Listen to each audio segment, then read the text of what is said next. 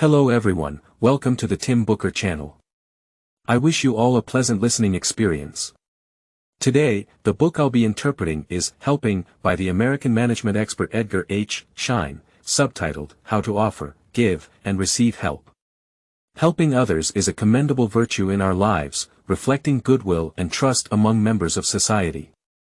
In a broader sense, assisting others holds indispensable significance for the progress and continuity of human society. Renowned American anthropologist Margaret Mead once asked her students in class what, in their opinion, signified the formal entrance of humanity into the civilized era. Many students cited revolutionary technological inventions in the realm of production and life, such as fish hooks, stone tools, or the mastery of fire. However, Mead's response was unexpected yet thought-provoking. She stated that the initial sign of humanity entering civilization was a fractured ancient human thigh bone, discovered by archaeologists, which had healed after a break due to external force. Why did she consider this thigh bone a symbol of civilization? Mead explained that a broken thigh bone is immensely perilous for an animal, signifying the loss of mobility, an inability to seek food or migrate, and an incapacity to evade predators, ultimately awaiting the inevitability of death. However, a thigh bone that had fractured and then healed symbolized that its owner, an ancient human, received prolonged care and assistance from others after being injured. Therefore, Mead posited her conclusion: the starting point of human civilization is helping one's own kind. Consequently, Schein, the author of this book, asserts right at the beginning of the preface that assisting others is the fundamental way of human interaction, encompassing the cooperative nature of human groups, collectively propelling progress forward. However, many believe that aiding others is relatively straightforward: just respond to requests and invest wholeheartedly to yield the best outcomes. Yet, we often encounter situations where upon witnessing someone facing difficulty, our immediate aid is met with rejection, or even when our advice or support is accepted, the anticipated gratitude and acknowledgement remain absent. Moreover, numerous well-intentioned acts of assistance fail to achieve the envisioned results, leading to fissures between the helper and the helped, deteriorating their relationship. In this book, Schein presents numerous cases to illustrate this awkward situation where good intentions do not always yield good results. For instance, a daughter seeking help with her math homework, the parent taking over ends up with an unhappy daughter who doesn't express gratitude, or as a consultant offering countless presumed professional solutions to a client, receiving gratitude but no change in their management process. Hence, Schein, a specialist in organizational management and psychology, with his extensive consulting experience, elucidates that things are not that simple. Optimal results from aiding others can only be achieved when a mutual understanding and trust are established between the helper and the helped. For the helper, before extending a hand, trust and understanding mean comprehensively grasping the situation of the person seeking help and knowing when and how to offer assistance. Conversely, for the seeker of help, trust and understanding imply being willing to openly reveal their true difficulties and needs, genuinely acknowledging others' aid, and, importantly, adhering strictly to the plan provided after mutual communication. Some might wonder why solving others' problems turns out to be so intricate in execution. Schein explains that from a social psychology perspective, altruism involves two parties, the helper and the helped, making it fundamentally a form of communication between individuals.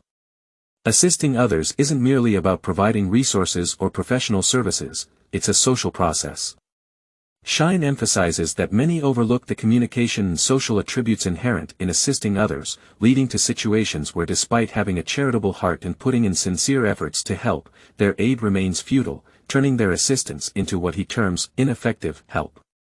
Therefore, to offer effective help, which not only solves specific technical difficulties but also strengthens the emotional connection between both parties, we must delve into the fundamental relationships between individuals. Next, I'll break down the main content of this book into three parts. Firstly, let's explore how to swiftly establish mutual trust when helping others and avoid psychological pitfalls to ensure effective communication and action in the helping scenario. Secondly, we'll follow Schein's narrative to discuss the sequence and roles the helper should adopt when extending a hand to others. Finally, from the perspectives of workplace division and management, we'll examine the application of helping principles at work. We'll understand why it's said that competent leaders need to possess both the abilities to seek help and assist others. In the first part, we mentioned that optimal outcomes in helping behavior can only be achieved when a mutual understanding and trust are established between the helper and the helped. In today's society, many instances of seeking help occur outside one's personal social circle, involving interactions with strangers in fields like medical care, legal consultations, or educational training. So, how can a sense of mutual understanding and trust be cultivated among strangers? Schein suggests that even when someone seeks our help, we should remember two fundamental principles in human interactions: fairness and reciprocity. However, Schein emphasizes that the roles we play and the relationships we have vary in different social contexts. Therefore, to address how trust and understanding are established between ourselves and others in the context of helping, it's crucial to examine how seekers and recipients define their roles and the expectations they have for each other. Firstly, in any communication scenario, we strive to showcase our value and expect recognition of that value from others. Establishing intimate relationships with others is about creating situations that boost our self-esteem, showcasing our self-worth while ensuring that the other party fully comprehends our message and doesn't exploit our vulnerabilities or privacy. However, in the context of helping others, where seekers rely on others and lack the resources or solutions to solve their problems, an inherent inequality exists between the two parties. Schein notes that this inequality becomes particularly evident in fields with high technical barriers like healthcare, legal and financial consulting, and high-tech product after-sales services. The service providers, such as doctors, lawyers, financial advisors, and engineers, possess expertise that can make clients acutely aware of their vulnerability. Unscrupulous practitioners might exploit this cognitive gap, manipulate clients, and gain considerable illegal benefits. Consequently, Schein concludes that from the moment a seeker realizes they need help, a sense of anxiety and shame arises, especially among individuals with high self-esteem or perceived social status. Schein recollects serving a European company as a management consultant, where the department heads, after receiving his consultancy services, often ignored him in the company cafeteria. The executives responsible for liaising with him explained that these arrogant leaders behaved rudely because they were afraid to acknowledge the existence of unresolvable problems in their management and sought external consultants to solve them. Similarly, some psychologists in counseling clinics take precautions by setting up separate entrances and exits for patients to prevent them from encountering each other and causing awkward situations. Seeking help implies being in a vulnerable position, harboring shame and dependency on the helper, thereby adding more responsibility to the helper. They need to carefully safeguard the other person's self-esteem besides providing advice and resource support to enhance mutual trust and understanding, ensuring their assistance achieves the best results. However, once in the role of a helper, individuals might become complacent due to their advantageous position, disregarding the other person's feelings. Upon receiving a signal for help, helpers might also experience anxiety, especially those with high moral standards eager to prove themselves. They question their abilities: can I truly meet the other person's expectations and resolve their problems? What if my effective solution is rejected due to the bitter truth it contains? These doubts and asymmetrical information ultimately become obstacles to collaboration and problem-solving between the two parties. A common scenario arises where what could have resolved the seeker's problem and enhanced the relationship between both parties ends catastrophically due to mutual anxiety and defensive attitudes. At this point, author Schein thoughtfully lists the most common psychological pitfalls encountered by both helpers and seekers during communication. Let's begin with the 5 major psychological traps often encountered by seekers. 1. Distrust leading to misdiagnosis. This is somewhat understandable. As we discussed earlier, in modern society, when faced with difficulties, sometimes help comes from close acquaintances, other times from strangers. Seeking help exposes our own flaws and vulnerabilities, leading to a defensive stance. When the helper is a stranger, this defensiveness escalates. Initially, we often try to conceal our true problems and needs, particularly from strangers. For instance, as previously mentioned, Schein once extensively helped his daughter with math homework, only to find her unrecovered emotionally and ungrateful. Later, Schein discovered that the daughter's distress didn't stem from the math problem but rather from issues with classmates. She was hesitant to speak up and used the homework excuse hoping to gain her father's attention. 2. Dependency. it's undeniable that seekers tend to develop some level of dependency on well-intentioned helpers. However, seekers, due to their predicament, might inadvertently nurture excessive dependency, not just expecting advice or solutions but also demanding the helper take complete charge and resolve their problems entirely.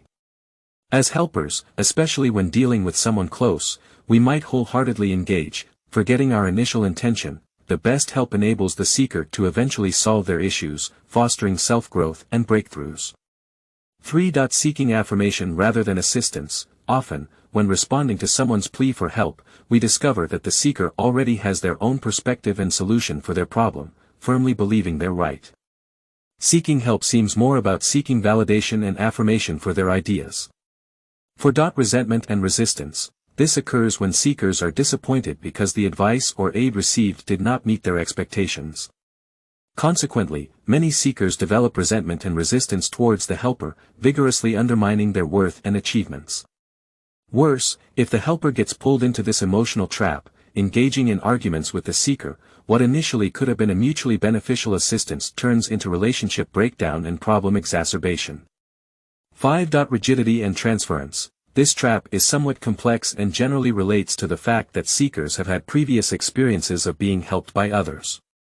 Consequently, they already possess a set of judgments and preconceived expectations about the helper. If the helper's approach differs from what they've experienced before, it triggers suspicion or bias. Therefore, it's best for the helper, during initial communication, to thoroughly understand the seeker's expectations to swiftly establish mutual trust. In turn, author Schein outlines 5 psychological traps that helpers should be wary of and avoid. 1. Eagerness to demonstrate capability. When people offer assistance, many, driven by their desire for achievement and to exhibit care, often fall into an intensive output mode. They disregard the emotional and mental state of the other party and overlook whether a trust relationship has been established. They also fail to grasp the seeker's overall background and implicit requests. They continuously provide various technical suggestions and solutions, arousing the seeker's suspicions. Schein illustrates this with a personal experience. When his wife was hospitalized due to an infection and needed continued antibiotic injections upon discharge, a nurse suggested they visit the clinic daily. Schein inquired about home injections instead. The nurse, without further inquiry, immediately advised against it due to high service costs. However, she was unaware that Schein's wife was weakened due to cancer chemotherapy, suffering immense physical pain. Frequent hospital visits risked new infections.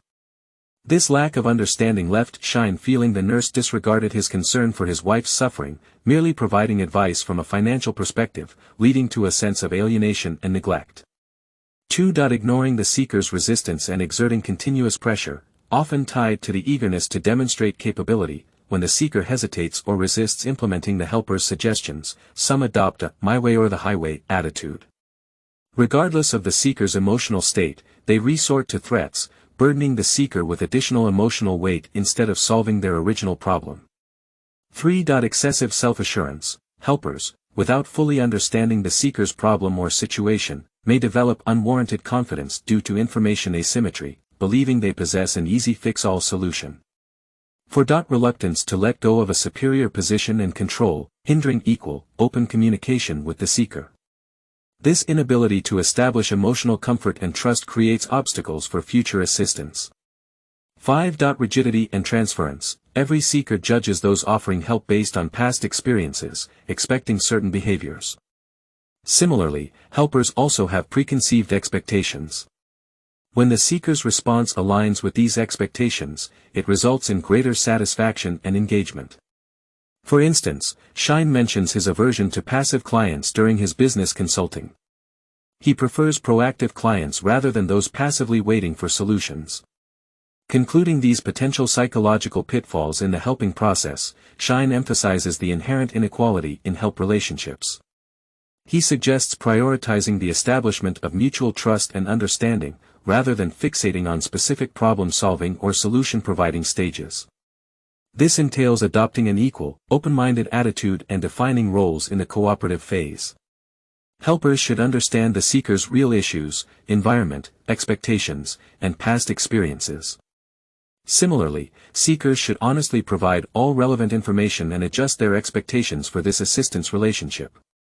Only then can problems be maximally resolved, and relationships between both parties be maintained and elevated.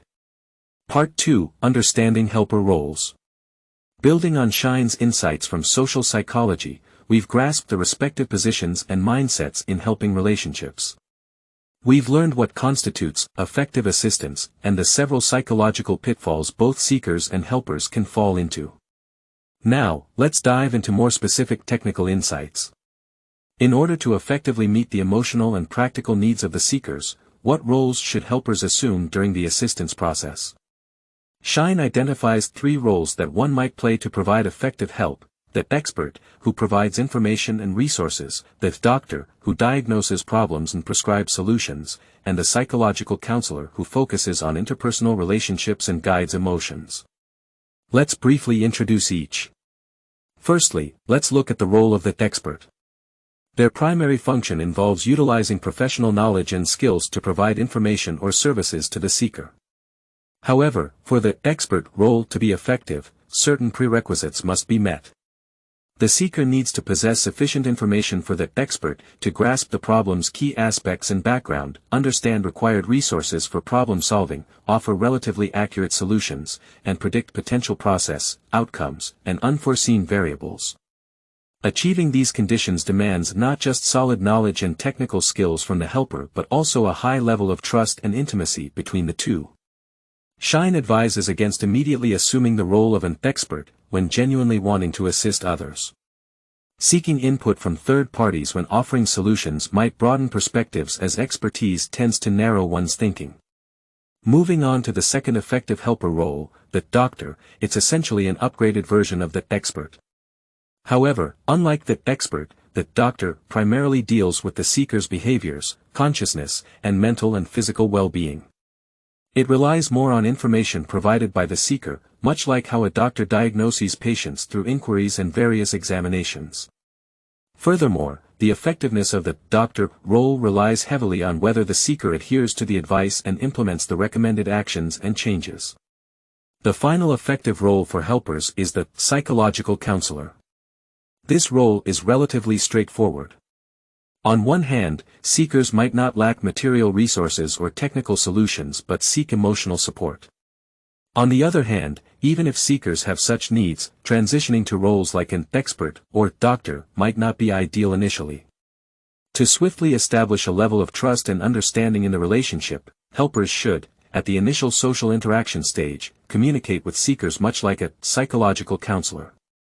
This involves not only paying attention to what the seeker expresses but also analyzing their gestures, tone, demeanor, and body language to gauge empathy levels.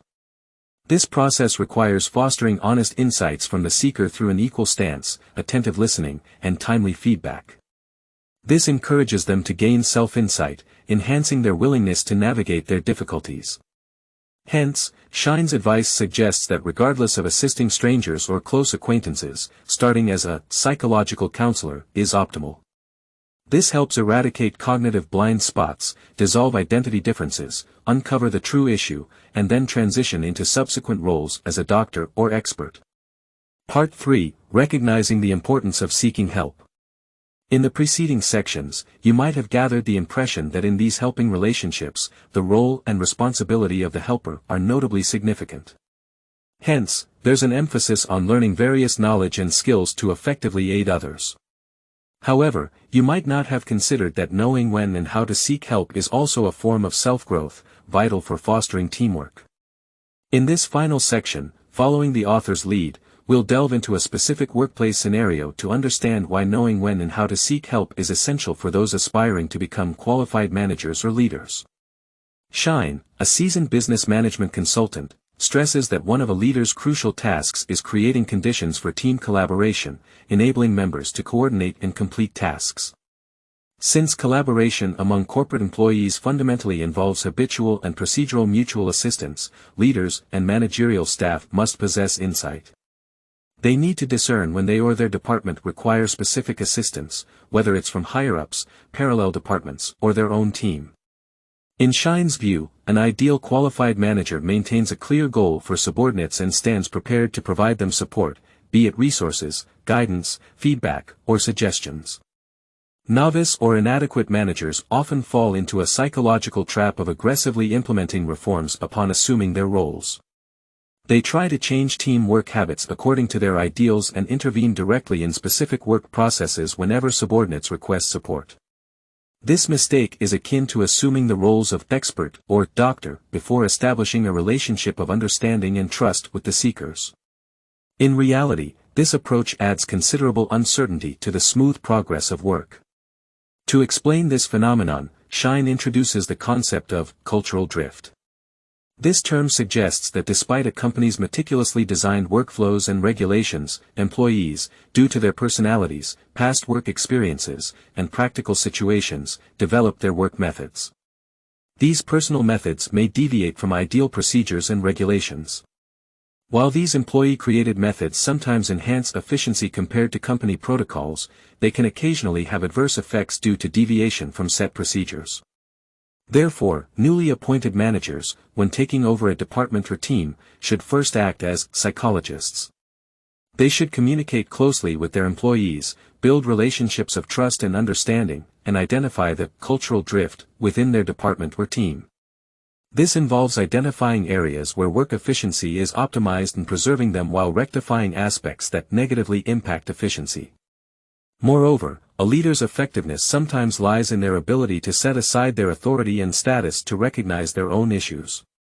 Drawing from his experiences as a business management consultant, Schein highlights that many company leaders hire consultants when a department's performance falls short of expectations. However, upon deeper investigation, the true cause of the problem often stems from the leader's strategic decision-making errors. A qualified consultant refrains from immediately relaying this information to the company head. Instead, they establish mutual trust and ascertain the real issue perplexing them, the disconnect between a particular department's problems and the leader's decisions and strategies. Conversely, a competent leader acknowledges their own problems and the responsibilities they must bear during communication with consultants. They permit consultants to help redefine issues and assist in determining what resources and powers should be delegated or which strategic decisions should be modified to optimize departmental performance and overall company results. Thus, truly exceptional managers constantly play the roles of both seekers and helpers within a company. They confidently leverage their resources to aid subordinates while accepting the roles of external experts and doctors, promptly rectifying their mistakes and deficiencies, thereby ensuring the organization maintains a vibrant atmosphere of open trust. Alright, the main content of Helping has been roughly introduced to you here. Through this book, author Schein conveys an important message. Contrary to our common belief, aiding others isn't just about offering warmth, care, and resources to solve their problems. Instead, it's a complex social communication and collaborative process. Due to inherent inequality between seekers and helpers, both parties might fall into specific cognitive traps, leading to disagreements, misunderstandings, and hindrances in reaching a final resolution. According to Schein, due to this inequality, helpers need to maintain appropriate leadership throughout the process, shouldering more responsibility and obligation. They must earn the seeker's trust and understanding while gathering comprehensive information to identify the genuine issue behind the seeker's plea. Only then can they provide accurate advice, solutions, and necessary resources. It's essential to initially play the role of an empathetic, psychological consultant, addressing emotional needs, build mutual trust, then transition to being an expert or doctor, providing specific techniques and solutions after establishing trust. This ensures a smooth aid process and a satisfactory outcome. Moreover, these principles of aiding others are applicable in our daily workplace environments. As essentially, cooperation among corporate employees ultimately involves habitual and procedural mutual assistance. Schein summarizes in the book that an ideal work team treats everyone as a psychological consultant during communication, maintaining equality and candor. Once tasks begin, each individual acts as an independent expert or doctor. Furthermore, to be a competent business manager, one must possess excellent seeking and helping abilities. Due to limitations in space, we won't delve into this part today. Those interested can find the original book for further reading. At the book's conclusion, Schein provides an entire set of overarching principles for seeking help and aiding others. After personally benefiting from reading these, I'll summarize and present them here for you. 1. Always be prepared to offer help or accept help in daily life. 2. Whether aiding or seeking help, carefully examine your emotions and intentions to avoid falling into psychological traps. Don't feel anger if someone refuses your aid or requests for help. 3. Strive to maintain equality in relationships, communicate frequently, and provide timely feedback, describe facts without adding excessive emotions or value judgments. 4. Effective help, or assistance, begins with sincere questioning. 5. You'll never find all the answers. That encapsulates the essence of this book. Congratulations on finishing another book. Thank you all for your support and attention. Please subscribe to the Tim Booker channel, like, and share this valuable knowledge with your friends. Let's combine wisdom with practice to achieve our financial goals and create a better future. Thank you all, goodbye.